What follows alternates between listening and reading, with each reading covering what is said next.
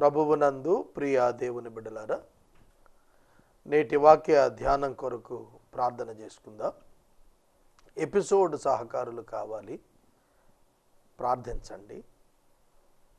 అటువలనే భారత మిషన్ పొలములు పరిచర్య, భారతదేశంలో ఇంకా 97.3%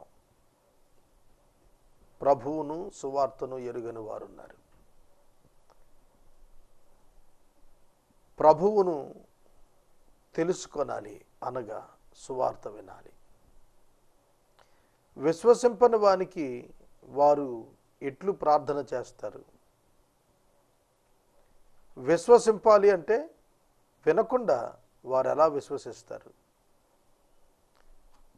వినాలి అనగా ప్రకటించేవాడు లేకుండా వారు ఎట్లా వింటారు? ప్రకటించేవాడు పంపబడిన ఎడల ప్రకటించువాడు ఎట్లా ప్రకటిస్తాడు? ఈ ప్రశ్నలు నావి కాదు. అపోస్తులుడైన పౌలు రోమాపత్రిక 10వ అధ్యాయంలో అడుగుతున్న ప్రశ్నలు. వినుట వలన విశ్వాసం కలుగును అని అందరం తేలిగ్గా చెబుతున్నాం. మరి వినుట ఎలా కలుగుతుంది? విశ్వాసం వినుట వలన కలుగుతుంది. వినుట ఎలా సాధ్యమవుతుంది? వినుట సువార్తికుడు వెళ్ళుట వలన. సువార్తికుడు ఎట్లా వెళతాడు? సువార్తికుడు పంపబడుట వలన. సువార్తికుడు పంపబడుట వలన ప్రకటన జరుగును. ప్రకటన వలన ప్రజలు వినును. ప్రజలు వినుట వలన విశ్వాసం కలుగును. విశ్వాసం కలిగినందున వారు ప్రార్థిస్తారు. విశ్వాసం కలిగినందున వారు రక్షించబడతారు. This is the process. కనుక యూ డిసైడ్, మీరు నిర్ణయం చేసుకోవాలి. How the Indians will come to Christ. క్రీస్తు నద్దకు భారతదేశం రావాలి అనంటే సంఘము సువార్తికులను పంపాలి. Only one method sending missionaries. దీని విషయం ప్రార్థించండి. ఈ చిన్న పరిచర్య దీని కొరకు సిద్ధపడి ఉంది. మీ ప్రార్థనలో జ్ఞాపకం చేసుకొనండి. Be the partner in it. ప్రార్థన చేద్దాం. మమ్మను మిక్కిలిగా ప్రేమిస్తున్న మా ప్రియ పరలోకపు తండ్రి, మీ పరిశుద్ధ ఘననామానికి వందనాలు చెల్లిస్తున్నాం. 21వ శతాబ్దంలో ఇంకా యేసును గూర్చి వినని వారు, తెలియని వారు, సువార్తను వినని వారు, వినిపించబడని వారు ఉన్నారు. వారిని దర్శించండి. మా కాలంలో మేము సువార్తను వినిపించుటకు మమ్మలను సిద్ధం చేయండి. ఎపిసోడ్ సహకారులు కావాలి ప్రభు, పంపించండి. రక్షకుడైన యేసు నామములో మా ప్రేక్షకులను ఆశీర్వదించమని అడుగుచున్నాము తండ్రి. ఆమేన్. ప్రభువునందు ప్రియ దేవుని బిడ్డలారా, దయచేసి మీ పరిశుద్ధ బైబిల్ గ్రంథాన్ని తెరవండి. యోవేలు గ్రంథము 3వ అధ్యాయము మీ ఎదుట ఉంచుకొనండి. యోవేలు గ్రంథము 3వ అధ్యాయము. ఈ 3వ అధ్యాయములో హెర్మగెద్దోను యుద్ధాన్ని గురించి, ప్రభువు భూమి మీదకు దిగివచ్చుట, 2వ రాకడను గురించి, ఆ తదుపరి ఆయన ఇజ్రాయేలీయులకు వాగ్దాన భూమిని పంచటాన్ని గురించి, ఆ 1000 సంవత్సరాల పాలనలో ఆయన భూమి మీద యెరూషలేమును నివాస స్థలంగా చేసుకొని పరిపాలించడానికి గురించి వ్రాసింది.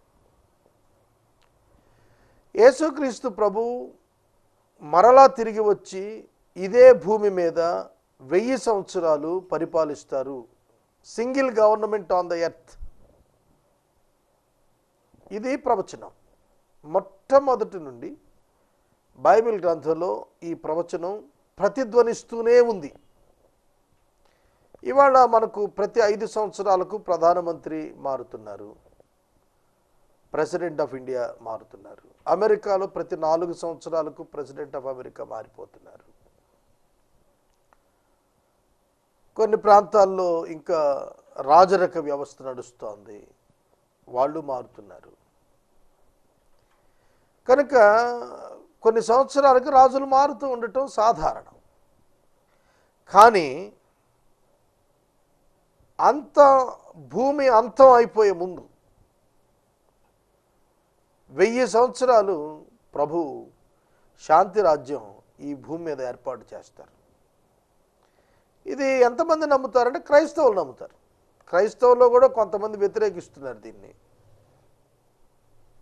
ఏమంటున్నారంటే ఇదేదో వాడుకలో వాడారు కానీ భక్తులు కాలపరంగా తీసుకోవాల్సిన పని లేదు అని అన్నారు.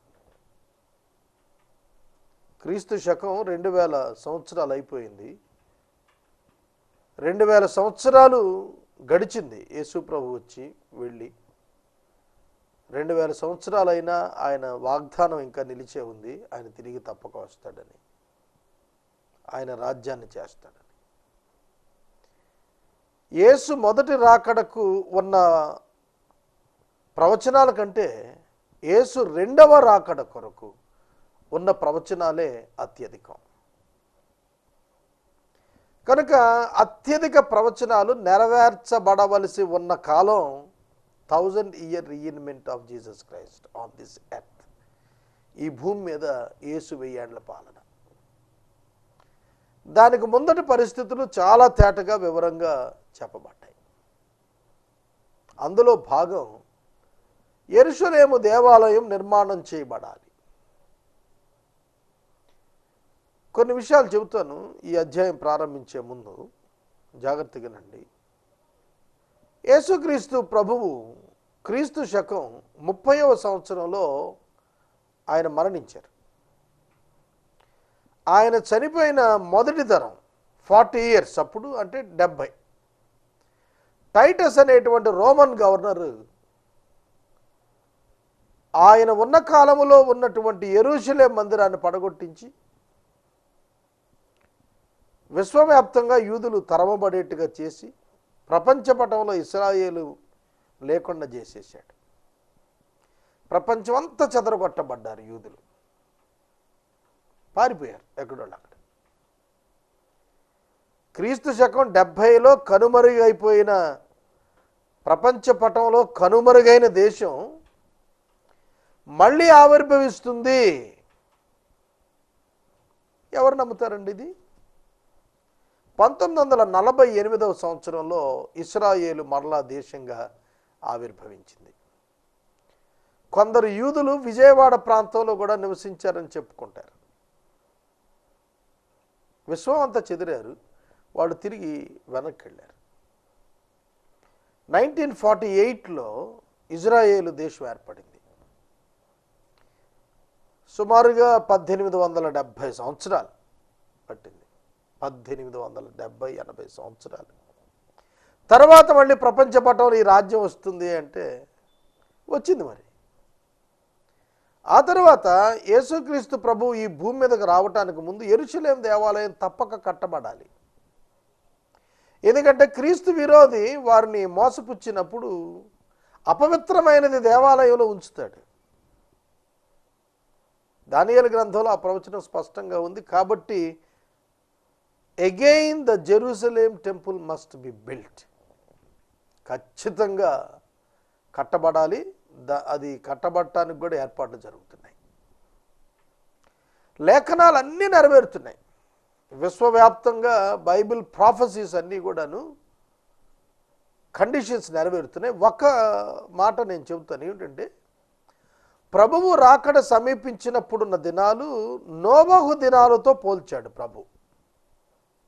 నోవహు దినాల్లో ఏం చేసేవారట? ఇండ్లు కట్టుకొనుట, పెండ్లిండ్లు చేసుకొనుట, నిర్విచారముగా ఉండుట. సేమ్ కండిషన్ ఇప్పుడు. మీరు చంద్రబాబు నాయుడు గారు కానివ్వండి, కేసీఆర్ కానివ్వండి, మోడీ గారు కానివ్వండి, ఎవరు మాట్లాడినా కూడా ఇళ్ళు కట్టిస్తూ ఉంటున్నారు. ఇప్పుడు హైదరాబాద్ ఎలక్షన్స్ కదా ఇవాళ రేపట్లో. ప్రధాన ఎజెండా ఏమిటో తెలుసా? Double bedroom flats for poor people. అర్థమవుతుందా? మనకు కూడాను ఇన్ని ఇండ్లు కట్టిస్తాం, అన్ని ఇండ్లు కట్టిస్తాం అంటారు. ఇండ్లు కట్టిస్తారు. మీరు ఎక్కడైనా చూడండి, ఇసుక దొరకటం లేదు, సరిపోవటం లేదు. ఇండ్లు ఇండ్లు ఇండ్లు ఎక్కడ చూస్తే అక్కడ ఇండ్లు కడుతున్నారు. అలాగే పెళ్ళిళ్ళు, ఎన్నడూ లేని విధానంలో పెళ్ళిళ్ళు జరుగుతున్నాయి. పెళ్ళిళ్ళు చేసుకోవటంలో ఒకప్పుడు ఆర్భాటానికి ఇప్పుడు ఆర్భాటానికి ఎంత వ్యత్యాసం ఉందో తెలిసిన? నేను ఒక వివాహానికి వెళ్ళాను. అక్కడ వారు వడ్డించినటువంటి ఆహార పదార్థాలు చూస్తే కొంచెం కొంచెం తినటానికి కూడాను మనం సరిపోం.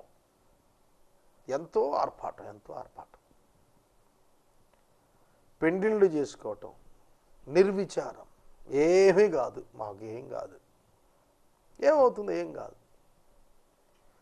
సంపన్న స్థితికి వెళ్ళిపోతూ మాకేం కాదు అనుకుంటున్నారు. ఇవి మన కనుల ముందు ఇప్పుడు సాక్షాత్తు కనపడుతున్నాయి. సోదరుడా, సోదరి, ప్రవచనాలు నెరవేరుతున్నాయి. దేవుని యొక్క సంఘములో గురుగులు జొరబడ్డాయి. ఇదొక సూచన. యేసుక్రీస్తు ప్రభు శిష్యులు ఆ రోజునే, అయ్యా ఇట్లా ఉంది పరిస్థితి, నీ పేరున ఒకడు ప్రకటిస్తున్నాడు, వాడిని ఆపమా అంటే ప్రభు వద్దన్నాడు. సాతానుడు గురుగులు విత్తుతాడు అన్నాడు. ఎక్కడ? గోధుమల తోటలో గురుగులు విత్తుతాడు. అది పెరుగుతున్నప్పుడు గురుగును తీపోయి పొరపాటున గోధుమను కూడా పెళ్ళగించవచ్చు. కాబట్టి దాన్ని కోతకాలం వచ్చినప్పుడు దేవదూతలు ఆ సెపరేషన్ చేస్తారులే, మీరు వదిలేసేయండి దాన్ని అన్నాడు. ఇవాళ ఆ పరిస్థితి కనిపిస్తుంది. ఇవాళ ఏ బోధకుడు గోధుమో, ఏ బోధకుడు గురుగో అర్థమవుతోందా సమాజానికి? రెండు మొక్కలే, రెండు ఒకే క్రైస్తవ తోట. క్రైస్తవ తోటలో గురుగులు వచ్చాయి. వాల్యూ బేసిస్ లేనివి, సాక్ష్యము లేని జీవితాలు. మారు మనసు లేని వారు దైవ సేవలో ప్రవేశించారు, పదవులలో ప్రవేశించారు, సంఘ నాయకత్వాల్లో ప్రవేశించారు. వీరే గురుగులు. ఒక ఆర్టికల్ రాయాలని సంకల్పిస్తున్నాను. ఎవరి గురుగులు? అర్థమవుతుందా? కనుక క్రీస్తు రాకడ ముందు సంఘంలో గురుగులు విత్తబడతాయి. It is a clear cut sign. It's a clear cut sign. అందరూ సద్బోధకులు కాదండోయ్, మోసపోకండి. చెక్ చేసుకోండి. మారు మనస్సును బోధించని సంఘం గురుగే.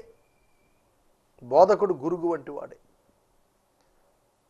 కనుక ఆశీర్వాదాల జల్లులు, మెరాకిల్స్కు పరుగులెత్తుతున్న మనుషులు భంగపడాల్సిన దినం రాబోతోంది. కనుక గుట్టలు గుట్టలు చేరుతున్నారు కదా అని పరుగులు పెడుతున్న చోట గురుగులను తెలుసుకున్నప్పుడు కన్నీళ్ళు పర్యంతం అవుతారు. కనుక నేటి పరిస్థితులు చూస్తున్నప్పుడు తేటగా అర్థమవుతోంది, లేఖనాలు నెరవేరుతున్నాయి, ప్రభువు అక్కడ సమీపిస్తోంది. ఇంకా మెలకువ, ఇంకా జాగ్రత్త మనం కలిగి ఉండాలి. నేను ఒక్కసారి కూర్చొని ఆలోచించుతూ ఉన్నాను, ఏమిటి మనం చేస్తున్న పరిచర్య?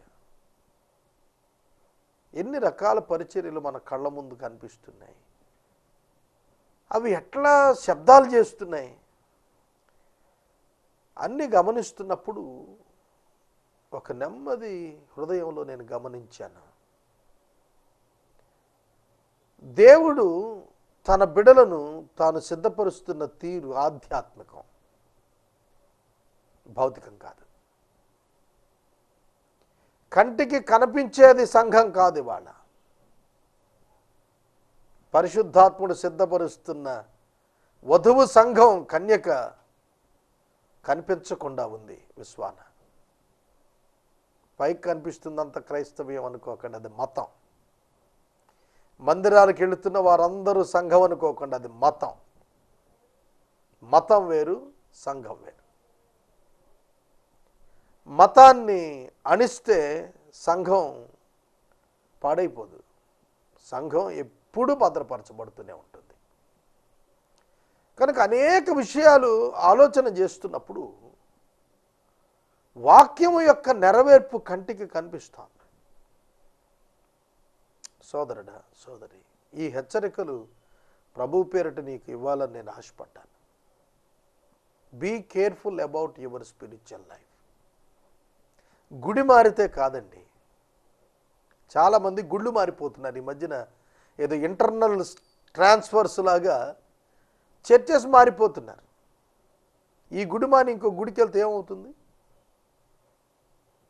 చార్లెస్ స్పర్జన్ గారిని ఒక ఆయన అడిగాడట. స్పర్జన్ గారు షో మీద పర్ఫెక్ట్ చర్చ్ అన్నాడట. అంటే ఆయన చెప్పాడు, పర్ఫెక్ట్ చర్చ్ అంటూ భూమి మీద ఏమి ఉండదయా, నువ్వు వెళ్ళిన చోట నువ్వు పర్ఫెక్ట్గా ఉండని చెప్పాడు. లేదు లేదు, I'm searching for a perfect church. ఆయన ఆ యువకుని పిలిచి చెప్పాడంట, ఒకవేళ నువ్వు కనుక్కుంటే, అటువంటి పర్ఫెక్ట్ చర్చ్ నువ్వు కనుక్కుంటే, please don't go there. If you go there it will be a imperfect church by your joining there. ఒకవేళ పర్ఫెక్ట్ చర్చ్ నువ్వు కనుక్కుంటే దయచేసి నువ్వు పోబాకయ్యా అక్కడికి, వెళితే అది ఇంపర్ఫెక్ట్ చర్చ్ అయిపోతుంది, జాగ్రత్త అని చెప్పాడట. అర్థమవుతుందా? చర్చెస్లో పర్ఫెక్షన్ లేదు, చర్చిలో పర్ఫెక్షన్ ఉంటుంది. భవనాల్లో పర్ఫెక్షన్ లేదు, సమూహాలు గ్యాదరింగ్స్లో పర్ఫెక్షన్ లేదు. పరిశుద్ధాత్ముడు సిద్ధపరుస్తున్న వధువు సంఘంలోనే పర్ఫెక్షన్ వస్తుంది. ఈ ట్రూత్ తెలుసుకోక చాలామంది అపోహపడుతున్నారు. క్రీస్తును ఎరుగకుండా, అంగీకరించకుండా ఆరాధన చేసే భ్రమకెడుతున్నారు. అది ఎంతవరకు? It's not religion, it is personal relationship. Christianity is not a religion, it is personal relationship with Jesus Christ. యేసుక్రీస్తుతో వ్యక్తిగత సంబంధం. దీన్ని మనుషులకు చూపించలేకపోవచ్చు, కానీ జీవితంలో అర్థమవుతుంది. నేను 3వ అధ్యాయానికి ముందు ఈ మాటలు ఎందుకు చెప్తున్నా అంటే, ఆ దినములలో అని ప్రారంభించాడు ఈ యొక్క అధ్యాయాన్ని. ఏ దినాలవి? ఆ దినములలో అనగా యూదా వారిని, యెరూషలేము కాపురస్తులను నేను చెరలో నుండి రప్పించు కాలమున. ఈ వచనం మీకు అర్థమైతే 2 భాగాలు అర్థం కావాలి. ఒకటి, క్రీస్తు పూర్వము 536వ సంవత్సరంలో పారసీక రాజైనటువంటి కోరేషు బబులోనుకు చెరగా పోబడినటువంటి యూదా జనాంగం వారిని వెనకకు వెళ్ళమని దేవుని చేత చెప్పించబడినప్పుడు యూదులు వెనక్కి వచ్చారు. కానీ 2వ వచనం ఉంది చూశారు, అన్యజనులందరినీ సమకూర్చి యెహోషాపాతు లోయలోనికి తోడుకొని పోయి వారు ఆయా దేశములలోనికి నా స్వాస్థ్యముకు ఇశ్రాయేలీలను చెదరగొట్టి నా దేశమును తాము పంచుకొనుటను బట్టి నా జనుల పక్షమున అక్కడ నేను ఆ జనులతో వ్యాజ్యమాడెదను అనందు చూశారు. ఇది క్రీస్తు పూర్వం 536కు చెందినది కాదు. ప్రభువు అన్యజనులతో వ్యాజ్యమాడునది ఎప్పుడు? దేనిని బట్టి?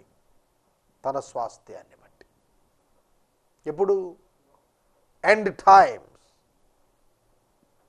ప్రభువు భూమి మీదకి నరావతారిగా అడుగు పెట్టినప్పుడు. కనుక ఆ దినములలో అనగా యూదా వారిని చెరలో నుండి విడిపించినటువంటి కాలమున, ఒకటి భౌతిక నెరవేర్పు తీసుకుంటే క్రీస్తు పూర్వము ఈ సంఘటన జరిగి ఉండాలి. రెండవది ఆధ్యాత్మికంగా తీసుకునుంటే ఈ సంఘటన ప్రభువు రాకడలో సంభవించాలి. కనుక ఆ దినములలో behold in those days and at that time when I restore the fortunes of Judah and యెరూషలేం,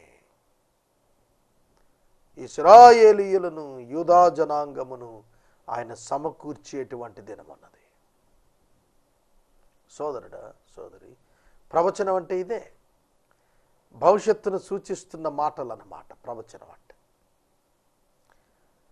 వారు నా జనుల మీద చీట్లు వేసి వేషకు బదులుగా ఒక బాలుని ద్రాక్షారసం కొనుటకు ఇచ్చి చిన్నదాన్ని ఇచ్చి త్రాగుచూ వచ్చిరి కదా. తూరు పట్టణమా, సీదోను పట్టణమా, ఫిలిస్తీ ప్రాంతములారా, మీతో నాకేం పని? నేను చేసిన దానికి మీరు నాకు ప్రతీకారం చేస్తారా? మీరు నాకేదైనా చేయుదురా? నా వెండి నా బంగారం మీరు పట్టుకొని పోయి, నాకు ప్రియమైన మంచి వస్తువులు పట్టుకొని పోయి మీ గుళ్ళల్లో ఉంచుకున్నారు.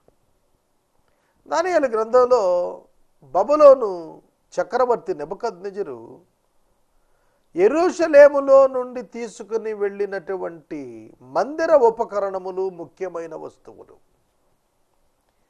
అతని కుమారుడైన బెల్షజరు ద్రాక్షారసము మద్యము పానం చేస్తున్న దినాన, పండుగ దినాన వాటిని వినియోగించిన చరిత్ర దానియేలు గ్రంథంలో కనిపిస్తుంది. ప్రభు వాటి విషయం వ్యాజ్యం ఆడుతున్నాడు. యూదా వారిని, యెరూషలేం పట్టణపు వారిని తమ సరిహద్దులకు దూరంగా నివసింపచేయుటకు మీరు వారిని గ్రీకేయులకు అమ్మేశారు. మీరు చేసిన దాన్ని బహు త్వరగా నీ మీదకు రప్పిస్తాను. ఇదిగో మీరు చేసిన దాన్ని మీ నెత్తి మీదకు రాజేస్తాను. మీరు వారిని అమ్మి పంపిన ఆ స్థలాల్లోనే నేను వారిని రప్పిస్తాను. మీ కుమారులను కుమార్తెలను యూదా వారికి అమ్మి వేయిస్తాను. వారు దూరంగా నివసిస్తూ ఉన్న జనులైన షబాయీలకు వారిని అమ్మేస్తారు. ఇది యెహోవా సెలవిచ్చిన మాట. ప్రభువు ఇశ్రాయేలీయులను స్థిరపరిచి అన్యజనాంగాలకు తీర్పు తీరుస్తాడనేది ఉన్నది. ఈ విషయం మనకు చాలా స్పష్టంగా ఇర్మియా గ్రంథంలోను, యెహెజ్కేలు గ్రంథంలో కూడా అన్యజనాంగానికి జరిగే తీర్పులు వివరించబడ్డాయి. అన్యజనులకి ఈ సమాచారం ప్రకటించండి, యుద్ధము ప్రతిష్ఠించండి. మరలా ఇది హెర్మగెద్దోను యుద్ధాన్ని గుర్చినటువంటి మాట. క్రీస్తు విరోధి, అంత్యక్రీస్తు, అబద్ధ క్రీస్తు, క్రీస్తు విరోధి భూమి మీద 7 సంవత్సరాలు పరిపాలనలోనికి వస్తున్నాడు. దానిని 70వ సంవత్సరంగా దానియేలు వర్ణించాడు. సంఘం ఆ 7 సంవత్సరాల్లో భూమి మీద నుండి ఆకాశ మధ్యమానికి తీసుకొని పోబడి ప్రభువుతో పెండ్లి విందులో పాల్గొంటుంది. భూమి మీద ఉన్న ప్రజలకు భయంకరమైన యెహోవా దినం ఆ 7 సంవత్సరాలు అనుగ్రహించబడుతుంది. దాని అనంతరం ఒక మహాయుద్ధం జరగబోతోంది. క్రీస్తు విరోధి ప్రపంచ నాయకులందరినీ తీసుకుని ప్రభువు మీదకు యుద్ధానికి వస్తాడు. హర్ మెగిద్దోను అనేటువంటి స్థలంలో ఈ యొక్క యుద్ధాన్ని చేస్తాడు. దాని గురించే చెబుతున్నాడు. అన్యజనులకు చెప్పండి, యుద్ధం ప్రతిష్ఠించండి, బలాఢ్యులను రేపండి, యోధులు సిద్ధపడండి, మీ కర్రులు చెడగొట్టి ఖడ్గాలు చేయండి, పోటకత్తులు చెడగొట్టి ఈటలు చేయండి. బలహీనుడు నేను బలాఢ్యుడిని అనుకోవాలి. చుట్టుపట్ల ఉన్న అన్యజనులు త్వరపడి సమకూడి రండి. యెహోవా నీ పరాక్రమశాలను ఇక్కడ తోడుకుని రమ్ము. నలుదిక్కులు ఉన్న అన్యజనులకు తీర్పు తీర్చుటకై నేను యెహోషాపాతు లోయలో ఆసీనుడు నగుదును. అన్యజనులు చక్కడికి రావాలి. పైరు ముదిరింది, కొడవలు పెట్టి కొయ్యండి. గానుగ నిండింది, తొట్లు పొర్లుతున్నాయి. జనుల దోషం అత్యధికమైంది, మీరు దిగిరండి. తీర్పు తీర్చు లోయలో రావాల్సిన యెహోవా వచ్చే ఉంది. తీర్పుకై జనులు గుంపులు గుంపులుగా కూడారు. సూర్య చంద్రులు తేజోహీనులయ్యారు. నక్షత్రాలు కాంతి తప్పాయి. యెహోవా సియోనులో గర్జిస్తున్నాడు. యెరూషలేములో తన స్వరం వినబడజేస్తున్నాడు. భూమి ఆకాశాలు వణుకుతున్నాయి. అయితే ఆయన తన జనులకు ఆశ్రయమవుతాడు, ఇశ్రాయేలీయులకు దుర్గముగా మారుతాడు. చూడండి, ఈ 16వ వచనం వరకు చెప్పినటువంటి మాటలో ప్రధానం యెహోషాపాతు లోయ. యెరూషలేములో 5 లోయలు ఉన్నాయి. ఈ 5 లోయలలోనూ మనం చూస్తున్నప్పుడు యెహోషాపాతు లోయ. యెహోషాపాతు అంటే దేవుడు న్యాయము తీర్చు లేదా దేవుడు జడ్జిమెంట్ ఇచ్చే స్థలం అని అర్థం. ఇది యెరూషలేమునకు తూర్పున ఉన్నటువంటి ఒలీవ కొండకు వెళ్ళే మార్గంలో ఉన్నది. ఒక విధంగా ఒలీవ కొండల మధ్యలో గుండా ఈ కిద్రోను వాగు అని చెప్పబడిన స్థలమే యెహోషాపాతు లోయగా చెబుతారు. 5 లోయలు మనకు చెప్పబడ్డాయి. వాటిలో కెద్రోను లోయ, హిన్నోము లోయ, రెఫాయిము లోయ, షావే లోయ, టురోపియన్ లోయ అనేటువంటి 5 లోయలు యెరూషలేములో ఉన్నాయి. వాటిలో ఒలీవ కొండ మీద నుండి ప్రభువు ఆరోహణం అయ్యాడు. ప్రకటన 1లో చెప్పాడు, అదే స్థలాన మరలా ప్రభువు తిరిగి అడుగుపెడుతున్నాడు. కనుక ఆయన రెండవ రాకడని ఇది సూచిస్తోంది. ఆయన వచ్చినప్పుడు అన్యజనులందరినీ కూడా ఆయన తీర్పుకు తెచ్చినప్పుడు ఆ రాజులను సంహారం చేస్తాడు. అక్కడ విస్తారమైనటువంటి వారి మాంసం ఆకాశ పక్షులకు, గ్రద్దలకు వేయబడుతుంది అనేటువంటిది ప్రకటన గ్రంథంలో మనకు తేటగా చెప్పబడింది. దాని అనంతరమే ఆయన 1000 సంవత్సరాల పరిపాలన ప్రారంభిస్తాడు. అక్కడ 17వ వచనంలో నుండి జరుగుతుంది. అన్యులక మీదట దానిలో సంచరించకుండా యెరూషలేము పరిశుద్ధ పట్టణంగా ఉంటుంది. మీ దేవుడైన యెహోవాను నేనే, నాకు ప్రతిష్ఠితమగు సియోను పర్వతమందు నివసిస్తున్నానని మీరు తెలుసుకుంటారు. యేసుక్రీస్తు ప్రభువు తిరిగి ఆయన ఆ స్థలానికి వస్తున్నారు. నరావతారిగా ఆయన వచ్చి శిలువ మరణం పొంది, మరణాన్ని జయించి, పునరుద్ధానుడై, ఆకాశానికి ఆరోహణమై, మరలా తిరిగి వచ్చి అదే ప్రభువు ప్రజల మధ్యన నివసించబోతున్నటువంటి కాలాన్ని గురించి ఇది చెబుతోంది. ఆ దినము మొదలుకొని 1000 ఏళ్ల పాలనలో ద్రాక్షారసము పారును, కొండలలో నుండి పాలు ప్రవహించును. యెరూషలేముకు ఉన్నటువంటి పేరేమిటో తెలుసా? పాలు తేనెలు ప్రవహించు దేశం. పాలు తేనెలు ప్రవహించు దేశం. అదే కొండలలో నుండి పాలు ప్రవహించును, కొత్త ద్రాక్షారసం పారును, యోదా నదుల్లో నీళ్లు పారును, నీటి ఊట యెహోవా మందిరం నుండి ఉబికి పారి షిత్తీములో ఈయన తడుపును. ఐగుప్తీయులు, ఎదోమీయులు యూదా వారి మీద బలత్కారం చేసి తమ తమ దేశాన్ని నిర్దోషులకు వారికి ప్రాణాన్ని కలుగు చేశారు కనుక ఐగుప్తు పాడైపోతుంది, యోదోము దేశం నిర్జనమైన ఎడారైపోతుంది. ఈలాగున నేను ఇంతకుముందు ప్రతీకారము చేయని ప్రాణదోషమునకై ప్రతీకారం చేస్తాను. అయితే యోదా దేశములో నివాసులు నిత్యం ఉంటారు, తరతరములకు యెరూషలేము నివాసంగా ఉంటుంది. యెహోవా సియోనులో నివాసిగా నివసించును. యెహోవా అంటే సృష్టికర్త కదా. యెహోవా అనే పేరున యేసుక్రీస్తు ప్రభువే సియోనులో మనుషుల మధ్య నివాసం ఉంటాడు. కనుక యేసు నందు దేవుడు సంపూర్ణముగా ఉన్నాడనేటువంటి సత్యము ఆనాడు వారు గ్రహించినప్పుడు యెహోవా సియోనులో నివసిస్తాడు అనేది వారు అంగీకరిస్తారు. కనుక దేవుని చేత పంపబడిన వాడుగా ఉన్న యేసునందు దైవము సంపూర్ణముగా నివసిస్తున్నాడనేటువంటి సంగతి ఆనాడు వారు తెలుసుకుంటారు అన్నాడు. కుదుటబడు కాలములు వస్తాయి, కుదుటబాటు కాలములు అన్నింటే వస్తాయి. అదే వాక్యం చెబుతుంది. కనుక విశ్వాసులు తమ జీవితాల్లో వచ్చే చిన్నపాటి శ్రమలకు చెదిరిపోవద్దు, వాక్యాన్ని పట్టించి విశ్వాసం ఉంచండి. అబ్రహాము దేని కొరకు ఎదురు చూచాడో తెలిసిన? దేవుడు దేనికి నిర్మాణకుడు శిల్పై ఉన్నాడో ఆ పట్టణం కొరకు ఎదురు చూచాడు. ఈ భూమి కొరకు కాదు, పరలోకం నుండి దిగిరాబోతున్న యెరూషలేము, నూతన యెరూషలేము పట్టణం కొరకు ఎదురు చూచాడు. నూతన భూమి, నూతన ఆకాశంలో తను ప్రభువుతో నివసించబోయే దినం కొరకు ఎదురు చూచాడు. కనుక మన యొక్క హోప్, నిరీక్షణ ఏమిటంటే ప్రభువుతో శాశ్వతంగా నివసించేటువంటి దాని కొరకైన నిరీక్షణ. కనుక చెదిరిపోవద్దు, విశ్వాసములో సడలిపోవద్దు, వాక్యాన్ని బహుగా పఠించండి. లేఖనాలు సాక్ష్యం చెబుతున్నాయి. క్రీస్తు వస్తారు, ఆయనతో మనం ఉంటాము, ఆయన మనలను తన సన్నిధిలానములో ఉంచుతారు. ఇది వాస్తవం. దీని కొరకే మనం రక్షించబడాల్సిన ఆవశ్యకత ఉన్నది. ప్రతి ఒక్కరూ యేసునందు విశ్వాసం ఉంచాలి.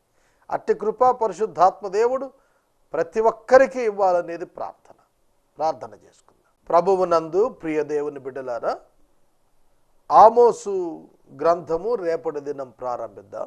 యోవేలు మనం ముగించుకున్నాం. 12 చిన్న ప్రవక్తల్లో 2 పుస్తకాలు అయ్యాయి. ఇంకొక 10 చిన్న ప్రవక్తలు అయిపోతే ఓల్డ్ టెస్టమెంట్ కంప్లీట్ అవుతుంది. కనుక ప్రార్థించండి, సహకరించండి. ప్రార్థన. మమ్మల్ని మిక్కిలిగా ప్రేమిస్తున్న మా తండ్రి వందనాలు.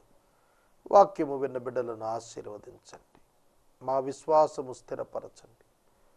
మేము కథలుగా చెప్పుకొనక నిరీక్షించు సత్యముగా దీనిని భావించున్నట్లు కృప చేయండి. యేసు నామమున అడుగుచున్నాము తండ్రి, ఆమేన్. తండ్రి అయిన దేవుని ప్రేమ, కుమారుడి యేసయ్య కృప, పరిశుద్ధాత్మని యొక్క అన్యోన్య సహవాసం సదాకాలం మనందరికి తోడయుండును గాక. ఆమేన్.